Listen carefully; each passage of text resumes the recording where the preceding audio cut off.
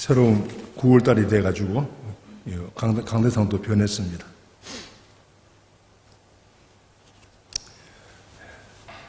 여러분들 동영상 설교로 각 가정에서 예배 드리시는 여러분들 각 가정 위에 예수 그리스도의 은혜와 평강이 넘치시기를 주님의 이름으로 축복합니다.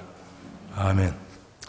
오늘 또 동영상 토요일 날 동영상 설교 촬영으로 기도로 섬기시는 여러분들께 감사드립니다.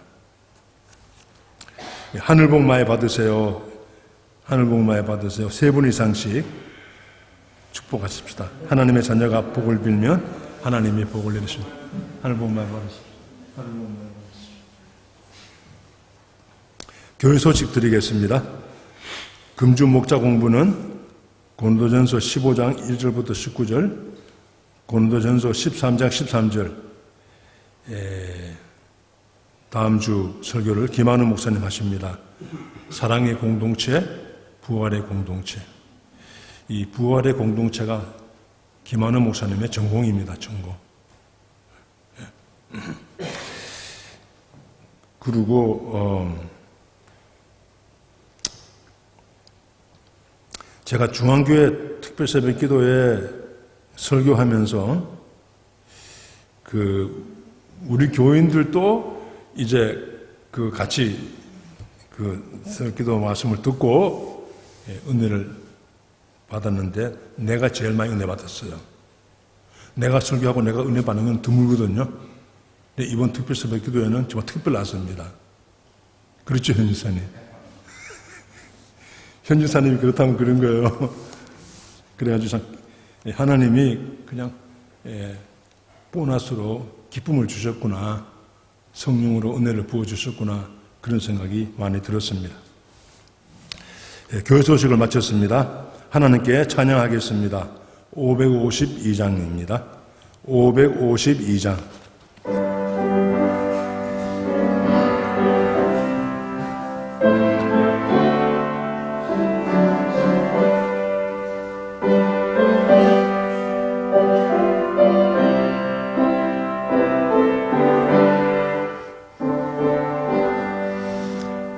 아침 해가 돋을 때 만물 신선하여라. 나도 세상 지날 때에 햇빛 되게 하소서. 주여 나를 도우사 세월 호송 않고서 어두운 세상 지날 때 햇빛 되게 하소서. 새로오는 광음을 보람있게 보내고 주의 일을 행할 때에 햇빛 되게 하소서. 주여 나를 도우사 세월 호송 않고서 어두운 세상 지날 때 햇빛 되게 하소서. 한 번 가면 안 오는 빠른 광음 지날 때 귀한 시간 바쳐서 햇빛 되게 하소서. 주여 나를 도우사 세월 호송 않고서 어두운 세상 지날 때 햇빛 되게 하소서. 밤낮조를 위하여 몸과 마음을 드리고 주의 사랑 나타내 햇빛 되게 하소서. 주여 나를 도우사 세월 세월 호송한 고소 어두운 세상 지날 때 햇빛 되게 하소서.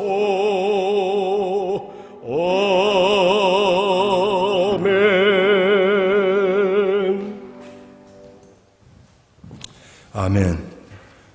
헌금을 위해서 잠깐 기도하겠습니다.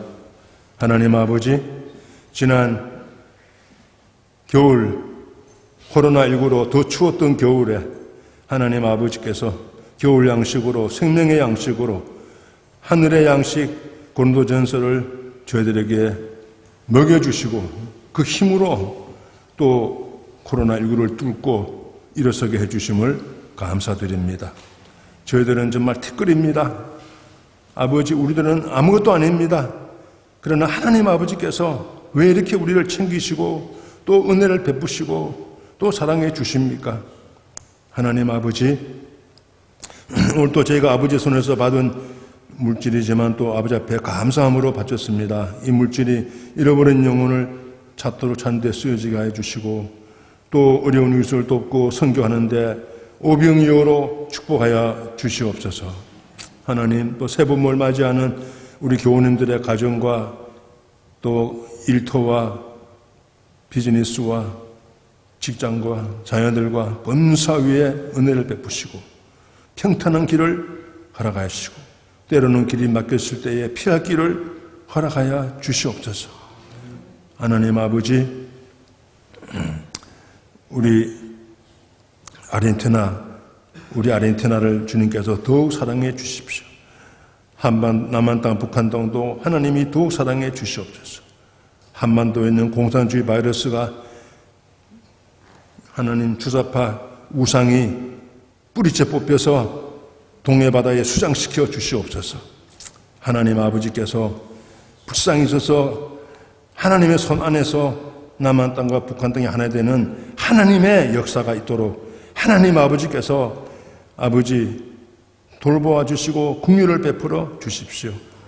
하나님 아버지, 오늘 또 고린도전서 마지막 장을 저희가 공부하고 은혜 받게 해 주심을 감사합니다.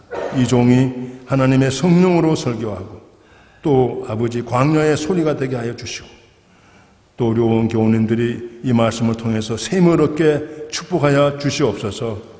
병상에서 있는 분들, 몸이 아프신 분들, 우리 교회 어르신네 여러분들 건강으로 오늘 또 건강으로 은혜를 주십시오. 예수 그리스도 이름으로 감사하며 기도하옵나이다. 아멘.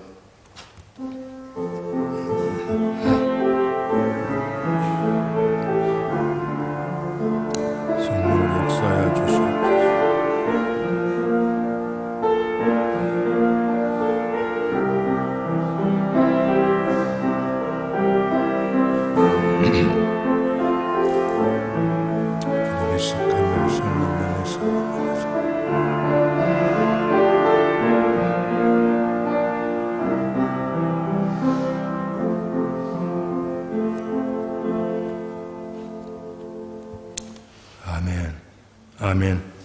오늘 은혜 받을 하나님 말씀은 고린도전서 16장입니다. 합독은 16장 1절부터 4절입니다. 하나님 말씀을 읽는 시간입니다. 다 같이 일어나셔서 합독하시겠습니다. 몸이 불편하신 분들은 앉아서 합독하겠습니다. 시작. 성도를 위하는 연보에 관하여는 내가 갈라디아 교회들에게 명한 것 같이 너희도 그렇게 하라. 매주 첫날에 너희 각 사람이 수입에 따라 모아두어서 내가 갈 때에 연보를 하지 않게 하라. 내가 이를 때에 너희가 인정한 사람들에게 편지를 주어 너희의 은혜를 예루살렘으로 가지고 가게 하리니 만일 나도 가는 것이 합당하면 그들이 나와 함께 가리라. 아멘. 자리에 앉으시기 바랍니다.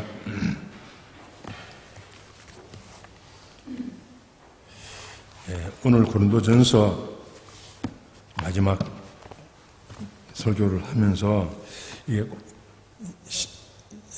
13번째 설교거든요. 고린도전서 겨울 3개월 동안 고린도전서로 듣고 잠을 깨고 잠을 자고 했습니다. 어제 저녁에는 잠이 안 와가지고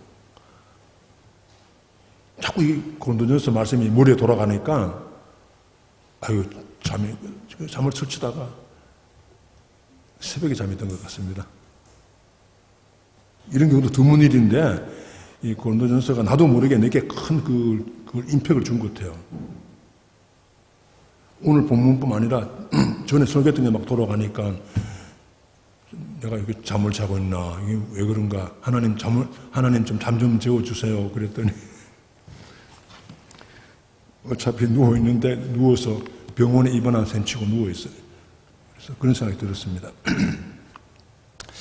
제가 그 고린도전서 중에서 근래 성경 마음에 가장 남는 게 15장 19절입니다. 15장 19절. 나의 목회가 만약 이 세상뿐이라면은, 이 세상 밖에 없는 것처럼 목회한다면은 나는 가장 불쌍한 목사다. 나는 여러 번 이렇게 불쌍한 목회를 여러 번 했구나. 그런 회개가 많이 됐습니다. 15장 19절 같이 한번 읽어보겠습니다. 시작. 만일 그리스도 안에서 우리가 바라는 것이 다만 이 세상의 삶뿐이면 모든 사람 가운데 우리가 더욱 불쌍한 자이리라. 다만 이 세상의 삶뿐이라면, 나는 이 세상밖에 없는 것처럼 목회할 때가 여러 번 있었으니까요. 하늘이 안 보여, 천국이 안 보여. 그냥 눈앞에 있는 현실, 목회 성공만 눈에 보였어요. 정상이 뭡니까? 마음의 평화가 없어요. 늘 쫓겨. 누가 쫓아오는 것도 아닌데 쫓겨요. 마음에 안식이 없어요. 그리고 시기와 질투와 나쁜 비교의식에 계속 시달리는 거예요. 이 비교의식에 시달리는 거, 괴롭힘 당하는 겁니다. 그게 한두 번 아니고 여러 번 그랬어요, 제가. 근데 하나님이 내 눈을 수술해 주셨어요. 우리 교회도 그 조기현 집사님이 백내장 눈 수술했잖아요. 근데 그 기도 몇 달 했습니다, 내가. 본인은 잊어버렸지만 나는 기도를 몇 달 했어요. 이게 자꾸 연기되는 바람에. 그런데 내 영적인 눈을 이 세상밖에 없는 것처럼 아웅다웅하는, 보지 못한 이 근시한 영혼을 바라보지 못하고 천국을 바라보지 못하고 하늘의 보물을 쌓는 걸 보지 못하는 내 눈을 수술해 주셨어요. 개안 수술. 여러 번 수술했죠. 이거 한두 번 해서 되는 게 아니고 또 수술하고 또 눈이 어두워지면 또 수술하고. 그래서 하나님이 참 긍휼이 많고 인내가 많으셔서 또 어두워지면 또 고쳐주시고 또 수술하시고. 그래서 저는 여러 번 병원 수술대에 올라갔습니다. 하나님의 수술대에 올라갔어요. 그래서 오늘까지 온 거죠.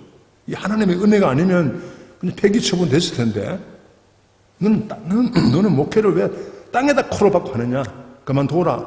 그러면 그만둬야 되는 거죠. 근데 하나님이 그러지 않으시고 또 고쳐서 쓰시고 또 수술해서 쓰시고 그래가지고 오늘까지 왔습니다. 여러분들, 코로나19 현실은 아주 엄중합니다. 그래서 이 현실이 너무 이렇게 스트레스가 많고 힘들고 급한데 뭐 천국 얘기를 자꾸 하고 영혼을, 현실은 왜 말 안 하고 자꾸 뭐 뜬구름 잡듯이 영혼을 말하고 천국을 말하는가. 그렇게 생각하는 분도 있습니다. 그러나 하늘이 보이지 않으면요, 땅의 문제 해결 안 돼요. 땅의 경제가 아무리 풀어져도 결코 이 땅에 평화가 없습니다. 마음에 안식 없어요. 하늘이 열려야, 우리는 하늘에서 태어난 사람들이기 때문에 하늘이 없으면요, 끝이에요. 가장 불쌍한 사람들이에요. 그렇죠? 오늘 그 고린도전서 16장은 사도 바울이 15장까지 끝났어요. 근데 16장은 마지막 인사도 하고 또 몇 가지 그 선교 문제를 다룹니다. 고린도 교회를 선교의 파트너로 삼고 선교 좀 이렇게 하자 말하는 권면하는 내용이 나와요. 그러니까 예루살렘 교회가 지금 기근으로 아주 어렵다. 그러니까 사도 바울이 개척했던 이방 교회들이 십시일반으로 다 빠지지 말고 다 모아가지고 우리 한번 도와주자. 그 얘기를 오늘 16장 마지막에서 합니다. 그런데 보면은 마지막 인사 전에 마지막 하는 문제는 돈 얘기야. 헌금 얘기입니다. 그 이상하잖아요. 사도 바울이 자기와 자기 선교팀 위해서 헌금하는 얘기 아닙니다. 예루살렘 교회야. 사도 바울이 개척한 교회가 아닙니다. 예루살렘 교회. 어떤 분들은 목사는 돈 얘기하면 안 된다.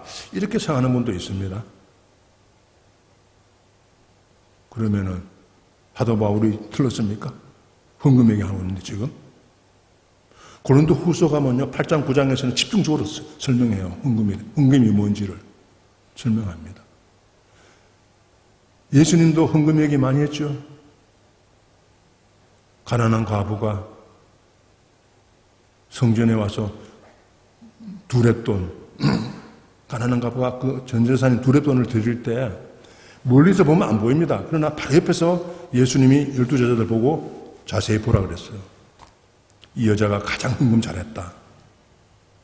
부자들이 의시되면서 생색 내느라고 한 거, 저거는 가짜다. 이 과부가 낸 두렙돈이 진짜 헌금이다. 헌금 교육을 시켰습니다. 예수님이 12제자들에게. 그러니까 헌금 문제는 중요한 거예요. 영적 관리는 물질 관리입니다. 돈을 어떻게 쓰는가를 그 목록을 보면요. 이분이 어디에 관심이 있는지를 알 수 있어요.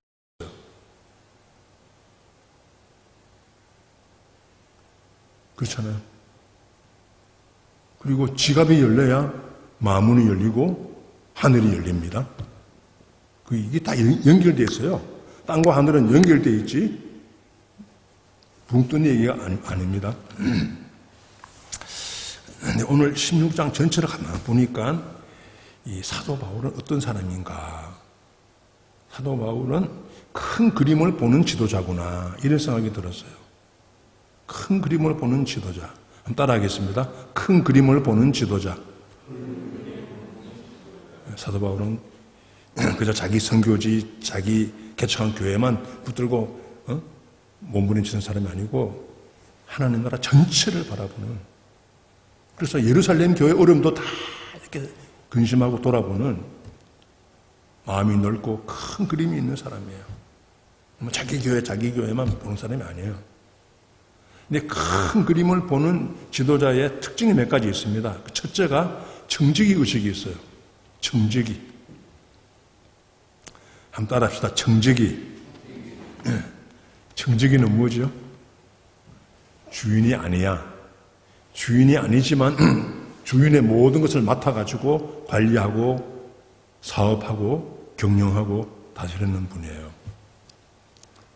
예를 들면은 요셉은 보디발 장군 집의 총리였죠. 이 총리가 바로 청지기입니다.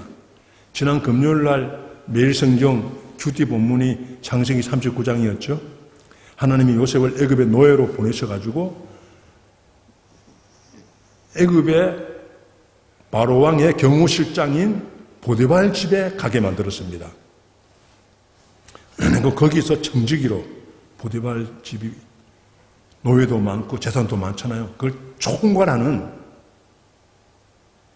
수석 총리, 가정총리, 노예들이 많으니까 관할하게 했습니다. 그 다음에는 또 감옥에 가서 감옥의 총리가 됐어요. 그 다음에는 하나님이 아예 나라, 이집트 나라의 총리가 되겠습니다. 왕이 있어요. 왕이 위임한 거야. 총리는, 나라는 왕의 땅입니다. 이집트는 다 왕의 것이에요. 그런데 총리는 왕의 권한을 받아가지고 나라를 다스리고 잘 살게 하는 거예요. 창세기의 요셉은 예수 그리스도의 그림자입니다. 이 땅에 오신 예수님의 모습은 총리예요. 자기 마음대로 사는 게 아니에요. 자기 마음대로 교회 가지 않아요. 하늘의 왕이 계시니까 하늘의 아버지의 뜻을 따라서 병자도 고치고 5,000명도 먹이시고 설교도 하고 다 하죠.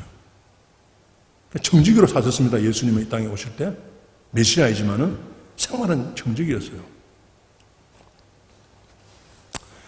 그래서 오늘 1절부터 3절은 구제헌금 얘기입니다. 예루살렘에 보내는 구제헌금 얘기하고 있는데요. 예루살렘 교회가 기근 때문에 어려움을 당했을 때 사도 바울이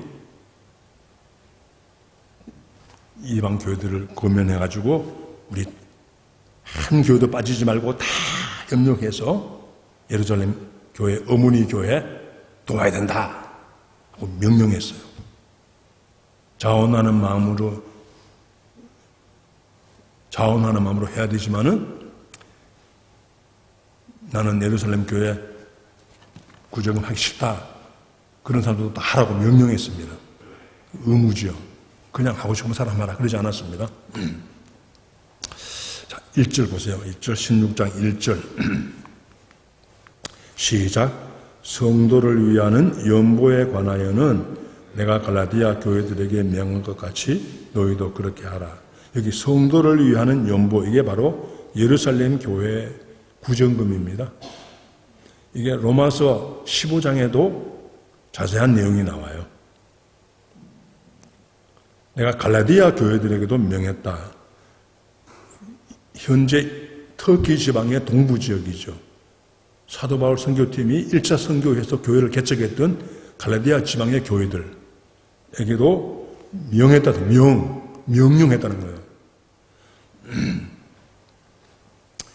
본래 이 연보, 또 세번역에는 헌금, 지금 헌금으로, 옛날에는 연보라고 말해요. 지금 헌금이라는 말 쓰잖아요. 말 뜻은 조금 차이 있지만 같은 내용입니다.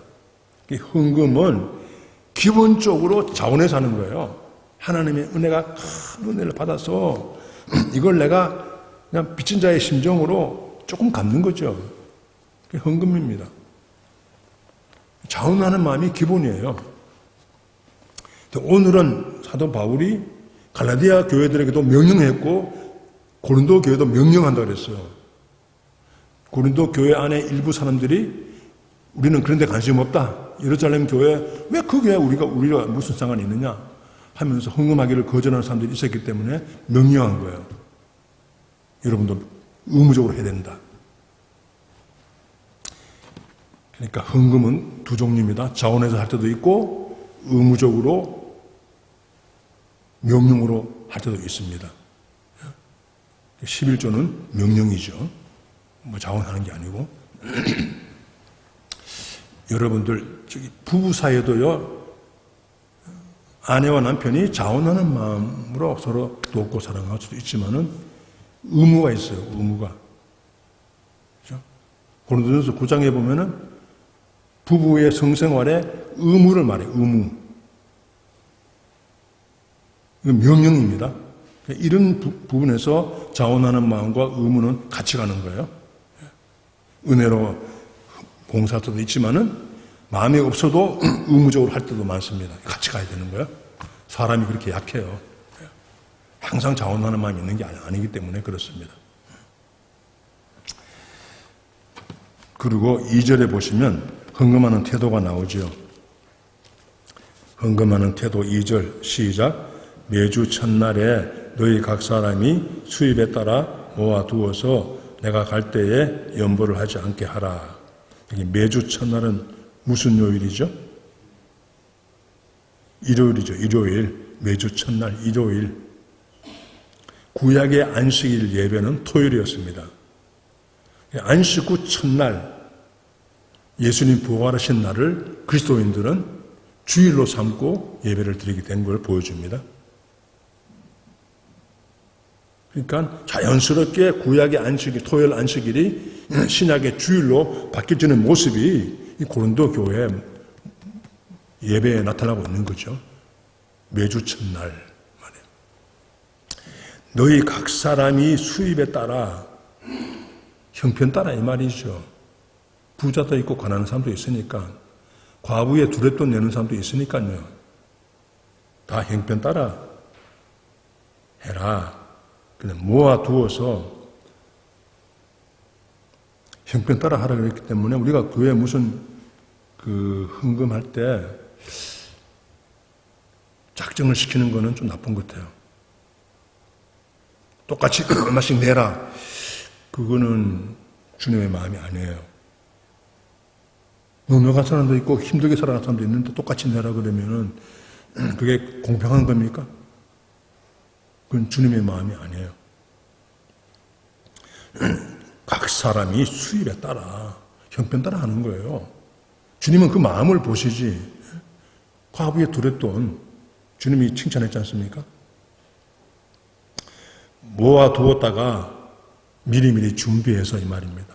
주일날 지갑 열어서 급하게 하지 말고 토요일날 미리미리 헌금 준비해놓고 교회 오너라 이 말이죠. 내가 갈 때 연보하지 않도록 하라 이런 말을 쭉 했습니다. 자녀들도 주일마다 헌금하도록 용돈의 11조는 11조 하도록 이렇게 자녀들에게도 헌금하도록 이렇게 훈련시켜야 됩니다. 이게 헌금 생활이요. 몸에 배도록 해야 됩니다. 감성한 것도 몸에 배도록 하고 어릴 때부터 훈련을 시켜야 됩니다. 이게 그게 그 영적 관리, 돈을 관리하게 잘 훈련시키는 게 영적 관리에 아주 중요하기 때문에 그렇습니다. 그 다음에 3절 보시면은 헌금은 은혜다 이런 말이 나왔어요. 지난 수요일날 목자님들 공부할 때 한 분이 이 말씀을 해서 내가 다시 보게 됐습니다. 헌금은 은혜다. 이게 맞거든요. 맞다 이 말이요. 3절 같이 한번 읽어보겠습니다. 시작. 내가 이를 때에 너희가 인정한 사람에게 편지를 주어 너희의 은혜를 예루살렘으로 가지고 가게 하리니 구제헌금, 성교헌금이 은혜래. 너희의 은혜를 가지고 가게 해라. 성경은 가지고 가면서 은혜를 가지고 가라 그런 거예요. 이게 얼마나 놀라운 하나님의 말씀입니까? 우리는 은혜를 받았죠. 어떤 은혜를 받았습니까? 내가 내 죄값으로 죽어야 할 죽음을 하나님의 아들 메시아가 대신 죽으셔서 나를 살려낸 은혜. 지옥과 나를 끄집어내서 하나님의 자녀로 삼으시고 천국에 보내신 은혜. 이거는 갚을 수 없는 은혜지요. 갚을 수 없는 은혜. 그런데 여러분들 마태복음 18장에 우리가 늘 말하는 1만 달란트 탕감받은 사람, 그 왕이 탕감해 주잖아요. 근데 이 사람이 돌아가다가 200데나리온 자기 때 빚은 사람 목을 잡고 내놓으라 그래요. 1만 달란트면 요즘 말하면 100만 불입니다. 100만 불 은혜를 받았는데 100불 은혜를 베풀지를 못해. 너 100불 안 갚으면 너 감옥에 잡아넣는다 그러는 거예요. 아니 100만 불 탕감받은 사람이 100불 가지고 이렇게 난리를 떠니까 그 사람 감옥에 넣으라 그랬어요. 너 취소다. 취소한다. 그랬어요. 그리스도인들은 100만 불 탕감받은 사람이에요. 은혜 입은 사람이야. 이게 십자가의 사랑입니다. 어떻게 숫자로 할 수 없으니까 상징적인 숫자로 100만 불을 한 거죠. 그리고 우리가 이 은혜를 나누는 거, 예루살렘 교회에 구제헌금 보내는 거는 100불 보내는 거예요. 100불 보내는 거야. 큰 게 아니에요. 사도 바울이 고린도전서 13장에서 내가 내 몸을 불사르게 내어줄지라도 그거는 100불이야. 내가 내게 가진 모든 것을 팔아서 구제할지라도 그건 100불이에요. 땅에서 볼 때는 굉장한 거지만 하늘에서 볼 때는 100불이야. 그렇죠? 그러니까 무익한 종이고 마땅히 해야 될 일을 한 것밖에 없어요. 그런데 하나님은 자꾸 상을 준대. 아니, 무익한 종이고 마땅히 해야 할 일을 한 것뿐인데 왜 뭐 자꾸 하나님이 상을 준다고 그러나. 고린도전서도 상 얘기 많이 나오죠? 많이 나오잖아요. 9장에서도 썩을 멸려고 한 이 땅의 마라도너들, 마라톤 경기에서 우승하면은 월계수 쓴단 말이에요. 그 썩을 월계수다 그랬어. 우리는 열심히 헌신하고 수고하는데 썩지 않을 월계수, 썩지 않는 멸관 바라보고 살아간다. 그래서 내가 이것 때문에 내가 권리 포기하고 살아간다. 내가 바보가 아니다. 하늘의 보화를 쌓기 위해서 내가 이 땅에 그 작은 것들, 썩을 것 내가 포기하고 하늘의 보화를 쌓기 위해서 내가 여러분 교회 개척하면서부터 월급 안 받고 내가 선수 일하면서 내가 목회했다. 그 얘기 한 거잖아요. 그러니까 근데 예수님도 그 말씀했어요. 그 요한 마태복음 6장에 보면은 하늘의 보화를 쌓으라. 거기는 안전하고 하늘 은행은 도둑이 못 들어온다. 땅의 보화를 쌓으면은 썩는다, 썩어. 도둑이 탄다. 그러니 너희들은 이 산상보훈에 나오는 마태복음 6장 하늘의 보화를 쌓는 삶을 살아라. 그랬죠. 그러니까 하나님은 우리가 은혜로 그냥 마땅하게 할 일을 하지만은 또 이렇게 상을 준다는 얘기를 많이 합니다. 마태복음 25장에서도 달란트 비유 나오잖아요. 5달란트, 2달란트, 1달란트. 그게 다 상과 관계 있어요. 하늘의 보화를 쌓으면은 상이 다른 거예요. 적은 일에 충성한 사람이 있고 한 달란트 받은 사람처럼 빤질거리는 사람도 있고 하늘에 가면 다릅니다. 영광이 달라요. 감동이 달라요. 해처럼 빛나기도 하고 달처럼 빛나기도 하고 별과 별의 영광이 다 다르잖아요.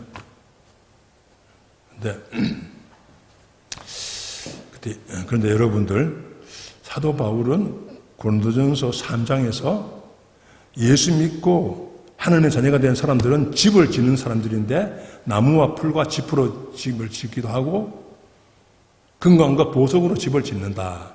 두 종류를 말했잖아요. 그러면은 예수님은 요한복음 14장에서 마지막 이 땅을 떠나시기 전에 12제자들에게 말씀했어. 너희는 마음에 근심하지 말라. 하나님을 믿으니 또 나를 믿어라. 내 아버지 집에 거할 곳이 많다. 내가 아버지 집에 가서 집을 다 지으면은 내가 다시 와서 너희를 데려간다 그랬거든요. 그러니까 예수님이 천국에 가서 집을 짓는데 맨션을 이걸 상징으로 볼 수도 있지만 사실로 본다면은 진짜로 예수님이 천국에서 집을 짓는다면은 그 무엇으로 집을 지으실까? 우리가 올려 보내는 재료로 짓는 거예요. 나무와 풀과 짚으로 신앙생활을 하면은 그걸 받아서 집을 짓고 초가집 짓고 금관과 보석으로 신앙생활을 하는 분들은 헌신하는 분들은 그걸 받아서 금관과 보석으로 집을 짓는다. 집이 다르다는 거예요. 사실로 본다면은. 그럼 뭐가 미안합니다.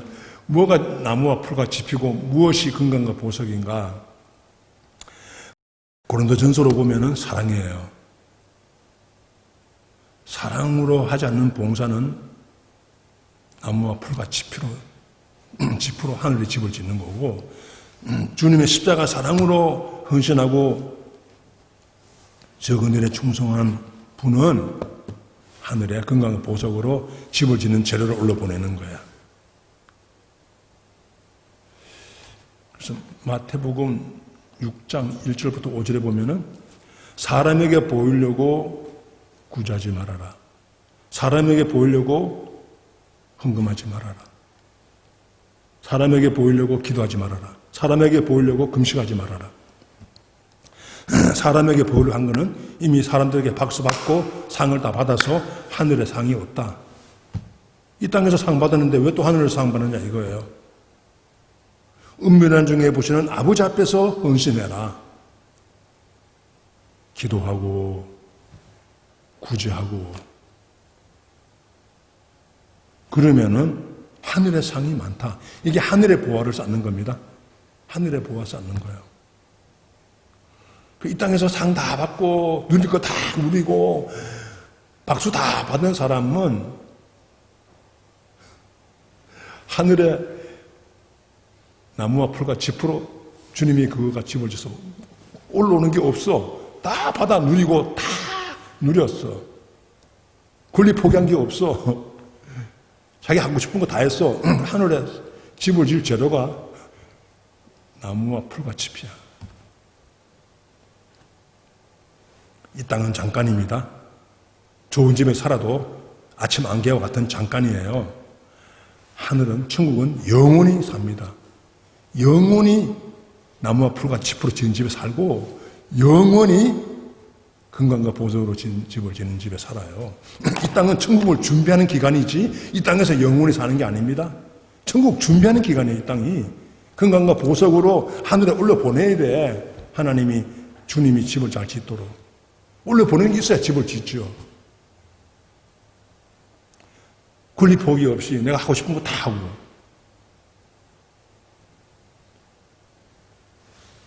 그러면은 천국에 갔을 때 부끄러운 구원이 부끄러운 구원. 천국은 부끄러워하는 게 없습니다. 어린아이들은 발가벗고 돌아다녀도 부끄러워하지 않아요. 천국의 어린아이예요. 영적인 어린아이. 천국에서. 천국은 뭐 부끄러워하거나 뭐 서로 비교하거나 그런 거 없습니다. 그러나 하나님 편에서 볼 때 그런 거예요. 하나님 편에서 볼 때. 우리가 지금 어떤 신앙생활을 하고 있나 생각해요. 우리는 100만 불 탕감받은 무익한 종이야. 그죠? 빚 갚은 것밖에 없고 할 일을 한 것밖에 없어요. 그런데도 하나님은 그 정직이로서 충성한 것을 총무로 충성한 것을 귀하게 보시고 기어이 상을 주신대. 그 주는 상을 안 받을 수 없잖아요. 그 왜 자꾸 하나님은 성경에서 이 상 얘기를 많이 할까? 감상해 보면은 하나님이 사람을 창조할 때에 그 성품에 상을 바라고 보상을 바라는 마음을 주셨다는 생각이 들어요.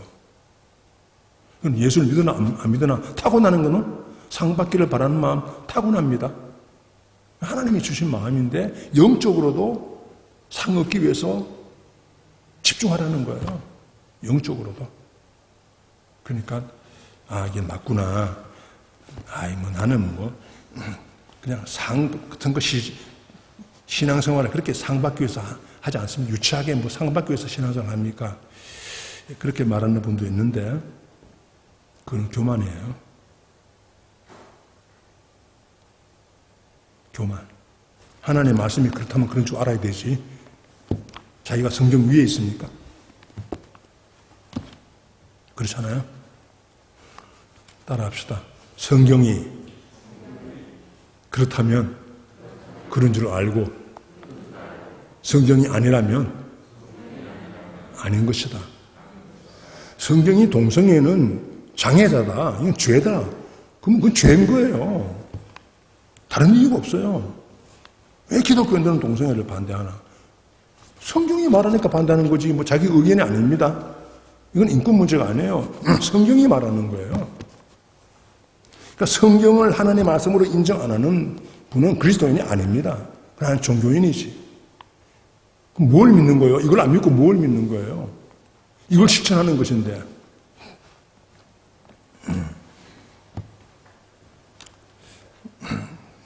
그래서 이 나눔이 선교 은혜가 선교원금 구정금이 나눔이구나 알고 있고 사도신경에도 마지막에 성도의 교제와 몸의 부활과 영원히 사는 것을 믿습니다 할 때 이 성도의 교제는 물질적인 교제를 말해요. 코이노니아는 그냥 이렇게 친교 안 해요. 물질을 나누는 것을 코에노니아라고 그래요. 성경에 말하는 겁니다. 그러니까 예루살렘 교회와 이방 교회가 하나다, 한 몸이다. 예루살렘 교회는 영적으로 복음을 이방 교회에다 전해줬다. 그러니 이방 교회들도 그 빚을 갖는 마음으로 물질적으로, 영적으로 은혜를 받았으니까 물질적으로 예루살렘 교회 도와야 된다. 그래서 이방 교회와 예루살렘 교회가, 유대인 교회와 헬라 교회가 하나다. 그리스도 안에서 한 몸이다. 이게 큰 그림을 보는 거잖아요. 내 교회 너 교회가 아니고, 우리 교단 너 교단 아니고, 전체가 한 형제고 한 몸의 지체들이다. 교단은 여러 지체들이 있는 거예요. 개신교는 왜 이렇게 파벌이 많나? 교파가 많나? 다 지체예요. 한 몸의 지체들입니다. 이 정직의 의식이 이렇게 참 중요하구나 생각합니다. 저도 정직이죠. 본교회 담임 목사님은 누구예요? 또 눈만 깜빡하고 그리고 가만히 있네. 본교회 담임 목사님은 예수님이에요. 그러면 그 목사는 뭐예요? 총리야, 총리. 정직이야. 부목사예요. 이걸 잊어버리면은 이제 하나님께 들이받는 거죠. 내가 주인 노릇해. 정직이는 주인이 아닙니다. 소유권이 없어요. 주인을 맡아서 잘 관리하는 것이지, 그게 충성하는 것이지, 자기걸 가지고 마음대로 주고받는 게 아니에요. 제가 목회할 때도 내가 여기 총리다. 주인이 따로 있다. 담임 목사님이 있다. 그리고 그런 자세로 목회할 때 교회가 편안해요. 나도 행복하고 교인들도 행복해져요. 근데 벌써 내가 주인 노릇하고 내가 벌써 주장하고 하면은요, 교회가 시끄러워져요. 정직의 의식을 갖는 저와 여러분이 되기를 바랍니다. 한인 침례교회는 헌금할 때 저 뒤에 헌금함이 있죠. 굳지 않고 헌금함에 하면서 내는데, 저거 헌금함 할 때 걱정하는 분이 있었어요. 헌금하게 하면 헌금이 줄 텐데 괜찮을까 그랬는데, 헌금함을 하고 헌금이 더 많이 나왔습니다. 재정부장 그렇죠? 더 많이 나왔어요. 그 이상하지 않습니까? 그 주보에 헌금자 명단 다 있었는데, 이걸 빼려고 그래서 와가지고 3년 전에 주보에 나오는 헌금자 이름 빼면 어떻겠는가 안주 사람들하고 내가 의논했어요. 그랬더니 한 분이, 목사님, 그거는요, 입금을 잘했다는 영수증입니다. 그러더라고. 주보의 이름은 헌금 입금이 잘 되었다는 영수증입니다. 그 말 듣고, 그것도 일리가 있다. 내가 미국에서 목회할 때는 이름 주보에다 안 실었어요. 그냥 헌금 자세하게 통계내고, 옆에다가 주일 추석하는 장년부, 2세들, 유년부, 유치부 다. 왜 출석 개수를 자세하게 했느냐 하면은, 돈 개수보다도 사람 개수가 더 중요하거든요. 교회는 사람이 돈보다 더 중요해. 돈은 일정까지 다 계산하면서 사람은 누가 왔는지 안 왔는지 저 땅에 넘어가면은 그건 교회가 아니죠. 회사지. 사람은 누가 빠졌는가, 누가 한 사람이 어떻게 됐는가 다 체크하는 거예요. 그 주일 출석 통계를 다 내는 거예요. 그게 무슨 보여주는 게 아니에요. 몇 명이 모였든지 상관없어요. 그래서 같이 내는 겁니다. 같이 내는 거예요. 보통 교회에서는 사람 출석 개수는 안 넣죠. 특히 작은 교회에서는 창피해서 못 냅니다. 몇 명이 안 모였다니까. 그러나 작든 크든지 그걸 그대로 해야 되죠. 정직하게 하는 게 필요합니다. 정직의 의식 갖는 저와 여러분이 되기를 바랍니다. 그래서 적은 일에 충성하는 정직이 총리가, 이게 행복한 사람이고, 이 적은 일에 충성하는 이 총리가 하늘의 보화를 쌓는 사람이에요. 적은 일에 충성. 남이 시시하게 여기는 일에 충성하는. 그러면 그 적은 일이 뭡니까? 충성은 뭡니까? 이게 영혼 구원하는 거예요. 충성은 영혼 구원에 충성하는 겁니다. 영혼 구원은 그냥 안 돼요. 마귀의 자녀를 하나님의 자녀로 옮겨지는 격렬한 영적인 전투이기 때문에 반드시 중보기도가 들어가야 됩니다. 기도 없이는 영혼 구원 절대로 안 됩니다. 교회에 나와도 구원은 못 받아요. 영혼이 거듭나지 않아요. 기도 없이는. 그러므로 이 중보 기도가 충성입니다. 기도 생활에 충성하는 것이고 이게 영혼 구원을 이루어지고 또 교인들을 행복하게 만들어주는 거예요. 기도의 정직이 되는 저와 여러분이 되기를 주님의 이름으로 축복합니다. 아멘. 자꾸 부담만 주는 것 같아요. 좀 부담을 받아야 되지. 날라리로 살면 되겠습니까? 하늘의 보화를 쌓아야 되는데. 큰 그림을 보는 지도자 바울. 첫째가 청지기 의식으로 이랬어. 그래서 예루살렘 교회도 이방 교회도 하나야, 한 몸이야. 다 그리스도 안에서 한 형제다. 헬라인들도 유대인들도 다 하나다. 교파가 하나다. 이렇게 큰 마음의 사람이었어요. 이게 청지기 의식. 두 번째가 같이 일하는 동역자들을 존경했습니다. 존경. 한번 따라합시다. 동역자들을 존경한다. 이게 큰 그림을 보는 지도자의 특징입니다.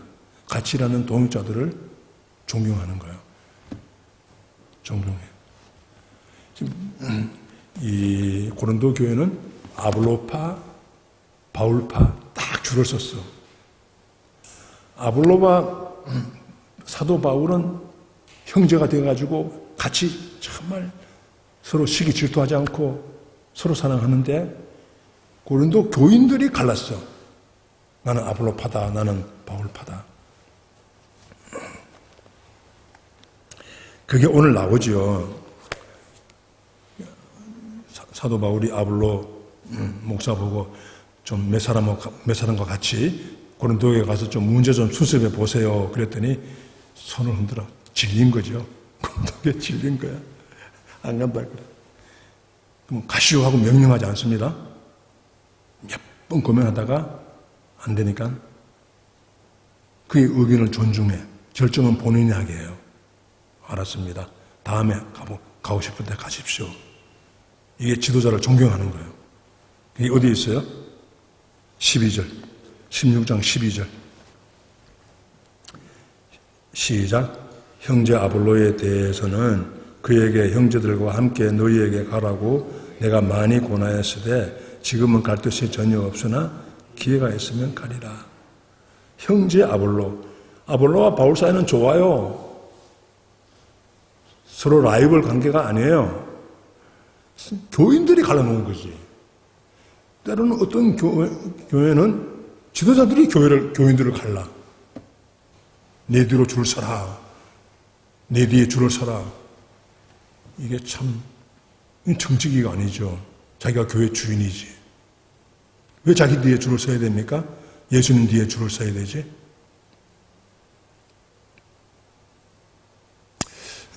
이게 동역자들은 라이벌이 아니에요. 함께 일하는 형제고 일꾼들이죠.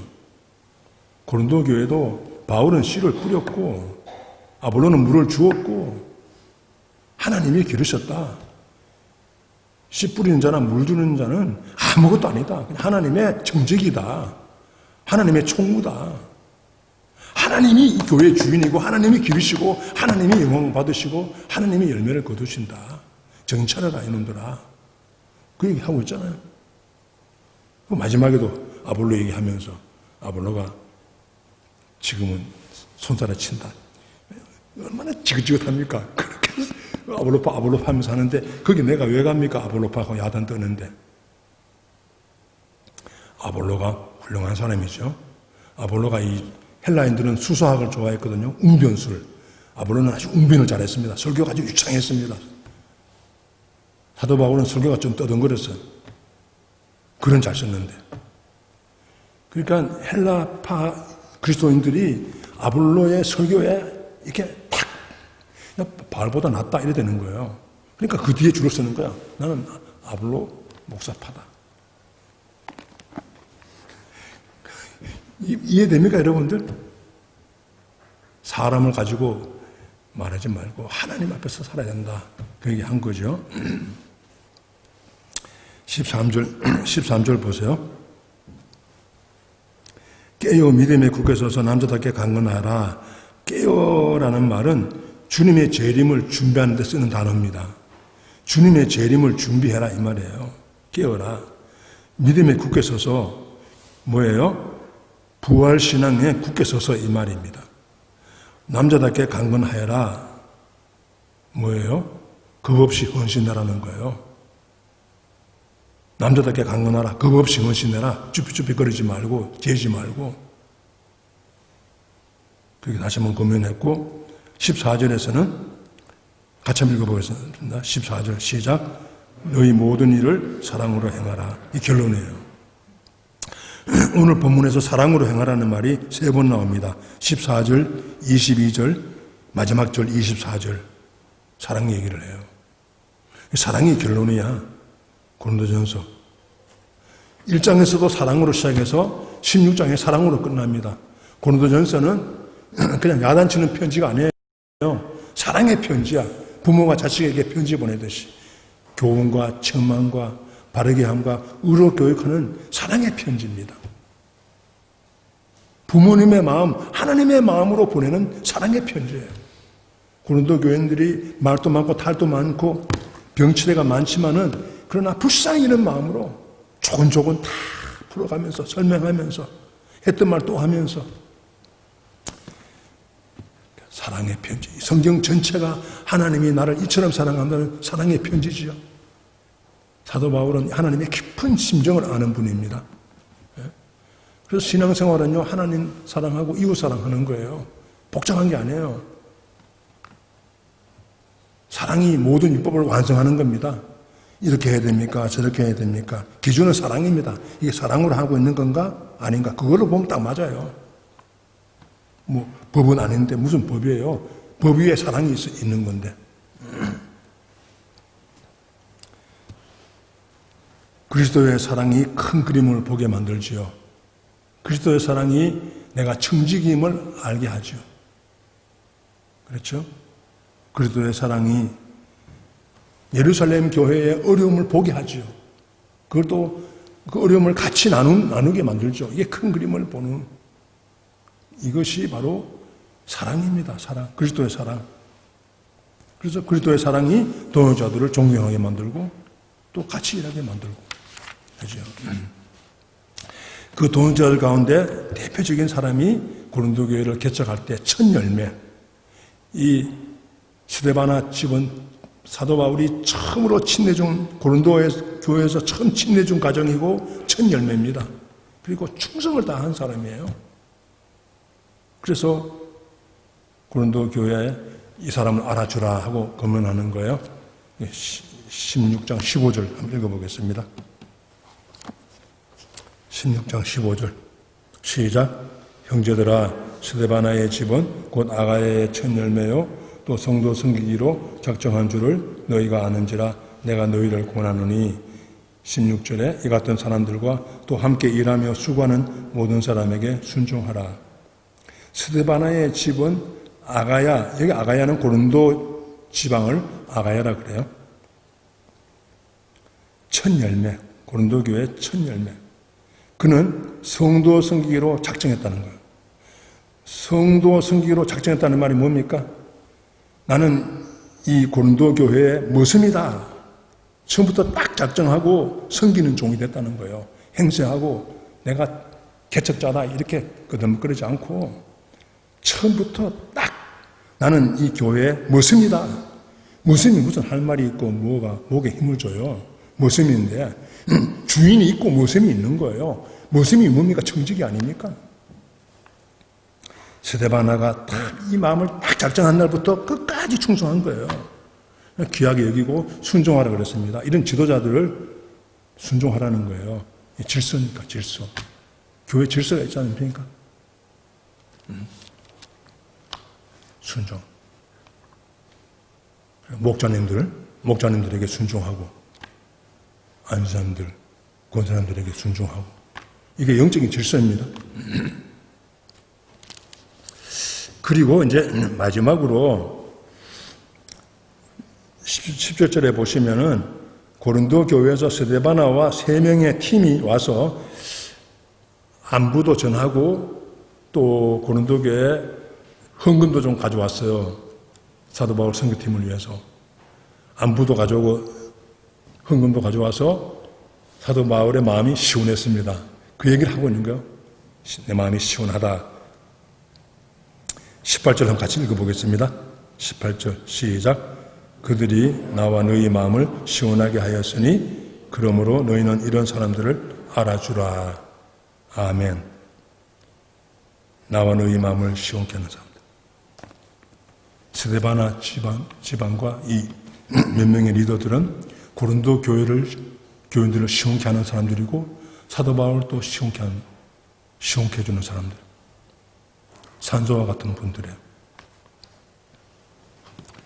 고린도 교회 안에는 스데바나 지방같이 사도 바울을 시원케 하는 사람들도 있고 또 한 부류는 아주 사도 바울을 짓밟고 스트레스 주는 일부가 있었어요. 사도 바울은 가짜다. 가짜 사도다. 왜 사도가 베드로 사도처럼 월급 받고 일하지 왜 손수 일하느냐. 뭔가 끌리는 게 있으니까 저런 거다. 자기 아버지 보고 가짜 아버지라고 말한 거 똑같잖아요. 사도 바울이 낳았는데 고린도 교회를. 그러니 사도 바울은 가짜 사도라고 그렇게 교회 안에 이게 누룩처럼 있는 사람들이 스트레스 얼마나 많이 받았어요. 스트레스를 사도 바울. 그래서 사도권에 대한 얘기를 몇 번 합니다. 이 고린도 교회. 고린도전서 1장 1절에 나 사도 바울이다 그래. 나는 너희 집의 아버지다 이 말 하는 거야. 아니 아버지는 당연하게 아버지인데 왜 아버지라고 말해요? 아버지가 아니라니까 사도권을 자꾸 말합니다. 그렇게 스트레스 주는 사람이 있었어요. 반면에 스데바나 집같이 아주 기쁘게 하고 마음을 시원케 하는 사람도 있고 이 두 종류의 사람이 있는 거예요. 가정에서도 교회에서도 이 사회, 교포 사회에서도 마찬가지예요. 우리 한인 침례교회는 교포 사회에 시원함을 주는 교회가 되기를 바랍니다. 그렇잖아요. 그래야 되지. 골칫본 교회가 되면은 어떻게 되겠어요? 한국 교회는 한국 사회에 시원함을 줘야 되죠. 그런 면에서 마음이 아플 때가 있잖아요. 그런데 지난 금요일 날 그 혜성병원에 윤정원 의사님이 약을 가져왔어요. 요즘 그 중앙교회 그 특별서배 기도회 설교 듣다 보니까 목사님의 목에 가래가 있다는 거예요. 자꾸 이제 기침하고 가래가 끊어서 그 스트레스 많이 받는다는 거예요. 나도 스트레스 받고 설교 듣는 분들도 그게 스트레스가 많이 된다는 거예요. 그러면서 약을 가져왔어요. 일주일치 약을 가져왔어요. 이거 일주일치 드시면 괜찮습니다. 나는 약은 먹을 생각 안 하고 기도만 했거든. 하나님 요 목 좀 잡아주세요. 요 목 좀 잡아주세요. 오래 기도했는데 하나님이 약을 가져왔어요. 내가 구한 게 아니고 그냥 가져왔어요. 그래서 중앙교회 특별서배 기도 한 오놨습니다. 그거 들었던 윤정훈 의사가 갖고 왔으니까. 그래서 어제부터 먹기 시작했어요.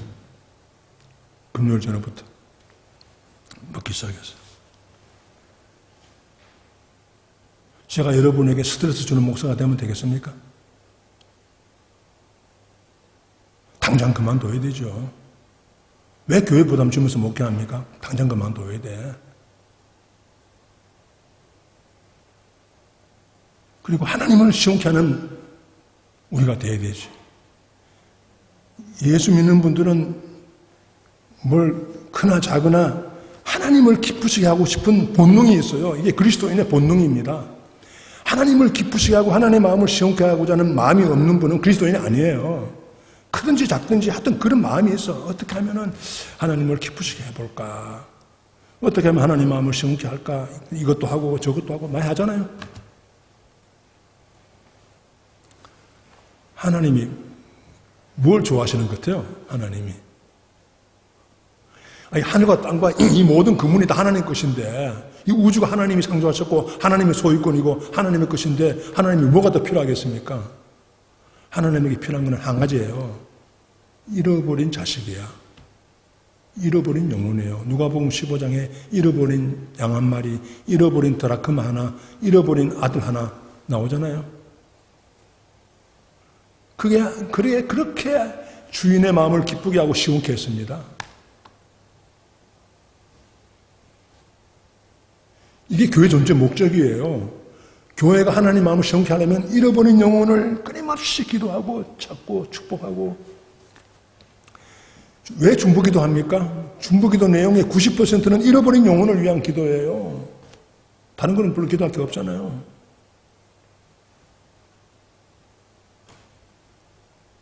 그래서 교회 존재 목적이 잃어버린 영혼 구원하여 제자 삼는 겁니다. 제자가 뭡니까? 평전도 사역자를 기르는 거죠. 평전도 사역자가 뭡니까? 잃어버린 영혼을 구원하는 어부지요. 제자는 어부입니다. 잃어버린 영혼을 건지는 어부예요. 그게 제자예요. 제자는 계급이 아닙니다. 교회에 있는 직분은 계급이 아니에요. 잃어버린 영혼을 구원하는 역할이에요. 역할이 다른 것뿐이에요. 그런데 하나님 마음을 시원케 하는 전도 어떻게 해야 되나? 먼저는 기도 중에 하나님의 사랑을 많이 받아 매일매일 하나님의 사랑을 받고 이 사랑이 흘러가도록 기도해야 됩니다. 내 맨마음으로는 안 돼요. 하나님의 사랑이 부어져야 관심이 생기고 눈에 보여요. 사랑이 없으면 무관심해요. 옆에 비그리스도인이 있어도 아무 상관이 없어요. 안 보여 그 사람이. 하나님의 사랑이 찍었으니까. 그러니까 늘 기도하면서 하나님의 사랑이 부어져서 흘러가도록. 그러기 위해서 장례식이 중요한 거예요. 결혼식 중요합니다. 애기 돌이다. 이때 그 주위 사람들 중에서 예수 믿지 않는 사람들에게 전도할 수 있는 좋은 기회입니다. 그래서 교회는 장례식에 집중해야 돼요. 그 장례식에 오는 대부분의 사람들은 비그리스도인들이거든요. 예수 믿지 않는 사람들이거든요. 대부분은. 그 가족이 결혼식 마찬가지. 병원에 입원했다. 또 전도할 사람 있으면요. 그 사람에게 식당 주문해가지고 투고시켜줘요. 맞습니까? 식당 음식 투고시켜주면은 그게 전도하는 거예요. 지갑이 열려야 마음이 열리고 전도의 문이 열려요. 지갑 닫아놓고 전도하는 거는 가짜야. 이빨림 하는 거, 이빨림. 이게 실제입니다, 실제. 고린도교회가 예루살렘 교회를 위해서 지갑을 열어야 돼요. 말로만 사랑한다, 사랑한다, 아니면 지갑을 열고 각 사람이 정기적으로, 규칙적으로 헌금해가지고 그 다음에 전달해 준다. 그랬잖아요. 여러분들, 세봄에 대해서요, 세봄에. 그러니까 먹든지 마시든지 무엇을 하든지 하나님을 깊이 하고 하나님 마음을 시원케 하고 그리고 잃어버린 영혼을 구원하여서 제자 삼는 이것이 나의 삶의 목적입니다. 결혼하는 목적, 돈 버는 목적, 성공하는 목적, 공부 열심히 하는 목적, 건강을 유지하는 목적이 여기에 있습니다. 이런 큰 그림을 보는 지도자가 되기를 주님의 이름으로 축복합니다. 아멘. 기도하겠습니다. 잠깐 우리 합심해서 기도하겠습니다. 그리스도의 사랑으로 정직이 의식을 가지게 하소서. 그리스도의 사랑으로 동역자들을 서로 존경케 하소서. 하나님 마음을 기쁘게 드리고 하나님 마음을 시원케 드리는 아버지, 하나님의 소원이 한 가지밖에 없습니다. 하나님께는 다 있습니다. 없는 게 없습니다. 한 가지가 없습니다. 잃어버린 자식이 안 돌아오는 거예요. 천년을 하루가 하루처럼 기다립니다.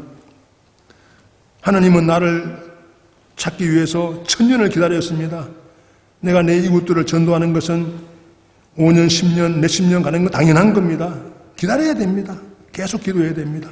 합심해서 기도하시겠습니다.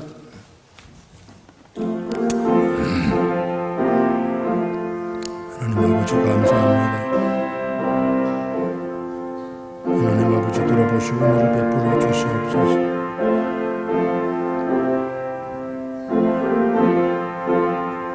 주의 덫을 이루어 주시옵소서.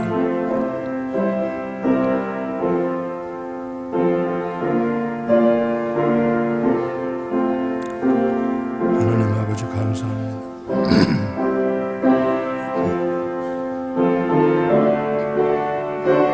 하나님 아버지 감사합니다.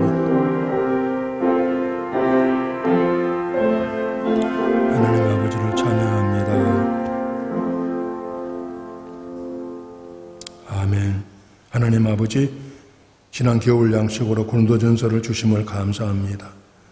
고린도전서는 1장의 사랑으로 시작해서 16장의 사랑으로 끝납니다. 말도 많고 탈도 많고 잔병치레가 많은 고린도 교회를 향한 하나님의 사랑이 넘쳐납니다.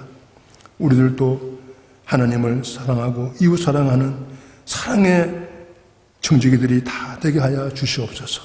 예수님 이름으로 기도하옵나이다. 아멘. 하나님께 찬양하겠습니다. 435장입니다. 435장.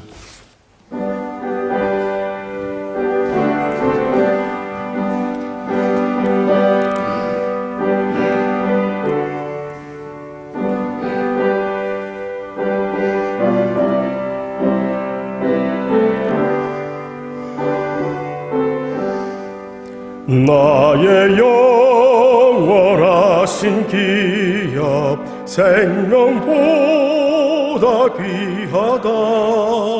나의 갈 길 다가도록 나와 동행하소서. 주께로 가까이 주께로 가오리. 나의 갈 길 다가도록 나와 동행하소서. 세상 복이 아니란가 모든 명예 버리고 험한 길을 가는 동안 나와 동행하소서.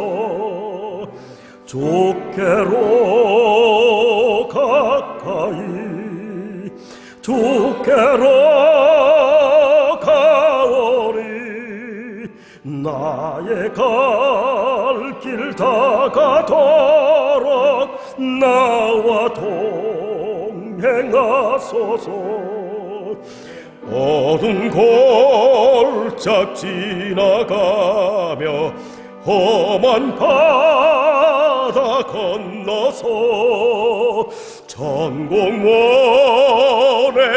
이르도록 나와 동행하소서.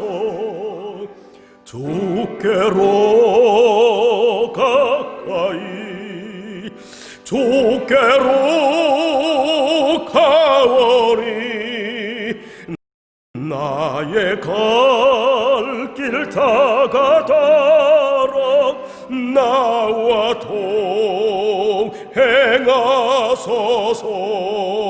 동행하소서. 아멘.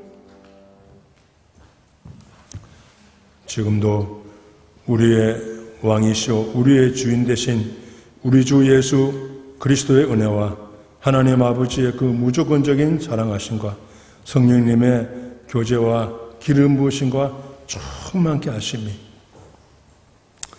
하나님 주님의 발자취를 따라 정말 선한 청지기로 적은들에 충성하다가 하늘의 보화를 쌓는 삶을 살다가 영원한 천국에 입성하기를 원하시는 모든 성도님들 위해 이 온 땅 위에 특별히 아르헨티나 위에 영원히 함께하옵시기를 주님의 이름으로 축원하옵나이다. 아멘. 아멘.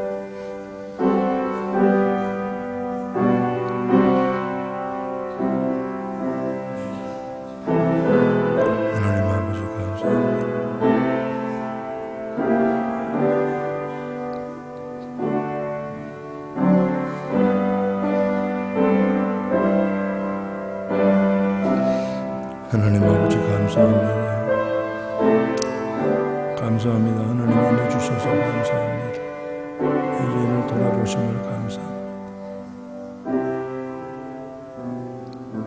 돌아보심을 감사합니다.